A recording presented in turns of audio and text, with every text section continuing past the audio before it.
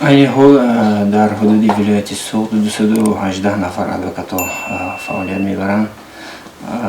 Албатта аз нуқтаи назари шояд шумора вақте ки 218 нафар мегӯем шояд ба назар зиёд менамад, аммо ман шахсан фикр мекунам ки ин басанда нест, чунки дар се ноҳияҳои दूरदस्ती мо ҳоло ҳам адвокатҳо фаъолият намебаранд. шояд ки дар қисмати баъзи ин шаҳру ноҳияҳо шумораи адвокатҳо басандагӣ мекунад, лекин рости барои як шаҳрванди ҷумҳурии Тоҷикистон новобаста аз он ки дар куҷо зиндагӣ мекунад, ӯ ҳуқуқ дорад ки аз куҷое хоҳад рафта адвокат гирифта метавонад.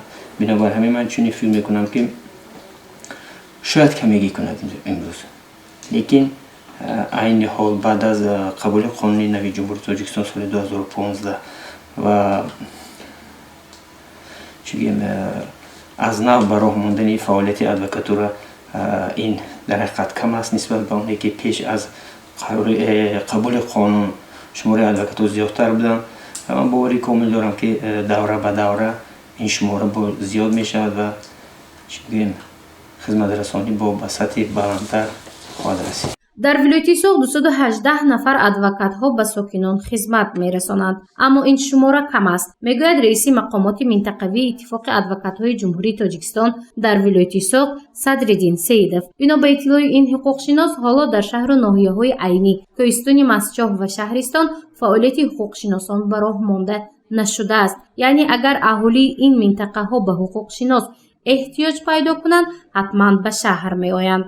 ниёз ба адвокат аз рӯи зичи аҳолӣ низ вобастагӣ дорад, чун асосан ин дар шаҳрҳо бисёртар мешавад, чунки вақте ки сухан дар рӯи шаҳрҳо меравем, медонем ки дар шаҳрҳо аз вобастагӣ дорад аз ҷойгиршавии мақомотҳои дахлдор.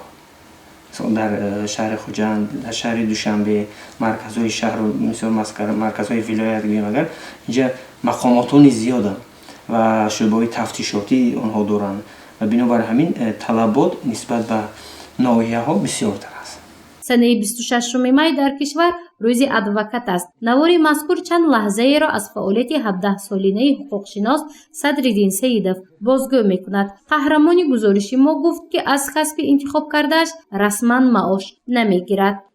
чизи аз ҳама аввалин чизе ки барои инсон муайян мешавад, ин музди маош аст. ҳамин хел аст, адвокат музди маош надорад. музди маоши адвокат аз ҳамун маблағи хизматрасонии ӯ ки мегирад, яъне ки ба амал меояд, ҳамун музди маоши ӯ ҳисоб мешавад. вай шинад хонава вай ойлик намегирад, яъне ки музди маош намегирад. ин якум мушкили аст. дуюм мушкили ӯ ҳамин аст ки яъне ки дар фаъолияти адвокатӣ ҳама вақт бояд адвокат дар ҳаракат бошад ва аз ҳама чизи асосиш ҳамин аст ки бояд мо ҳамарӯза дониши худро сайқал дода бошем, яъне ки мо дар дониш нисбат ба дигар гӯем мақомотҳо мо бояд ҳама вақт кӯшиш кунем ки дар пеш бошем. барои чи чизе гуфта гузаштан зарур аст, чунки ҳар вақте ки мардум яъне ки шаҳрвандон бо як мушкилӣ худ муроҷиат мекунанд, яъне ки вазифаи адвокат ин аст ки аввал ҳамон мушкилиро омӯзад, то чӣ андоза ба шаҳрванд кӯмаки гӯем баландихтисос расонида метавонад. ҳуқуқшинос Садриддин Сеидов бори аввал ба толори суд 17 сол муқаддам ворид шуда буд. он рӯзро ҳаргиз фаромӯш намекунам, мегӯяд ӯ, зеро дар аввалин мурофиаи судияш зери ҳимоятгари вай дар асоси қарори суд аз озодӣ маҳрум шуда буд. ин соли 2003 буд, рости гап вақте ки аввалин парвандае ки дар суди зинаи кассатсионӣ буд, рости гап ҳеҷ аз хотирам намебарояд. ба назарам он қадар хубия ба ёд намебиёрам, чунки ҳамон ҳолате буд ки вақте ки ман дар зинаи кассатсионӣ ба парванда ворид шудаму ба парванда иштирок кардам, аз толори суд ҳамун шахсе ки дар озодӣ буд аз толори суд маҳкам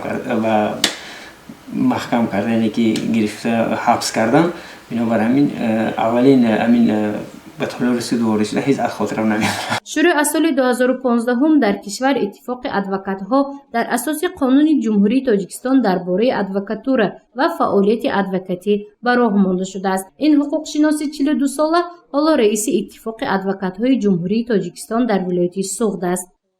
ما حقوقی کفالت دادن از نتیجه مثبت هر یک کار رو نداریم. برای چی؟ سوال میاد برای چی این چیز همین طور است؟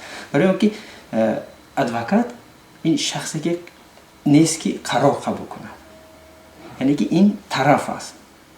این اون چیزی که اون دلیل هایی که از طرف مزاج با او پیشنهاد کرده می شود، با آموختن همون دلیل ها، با آموختن همون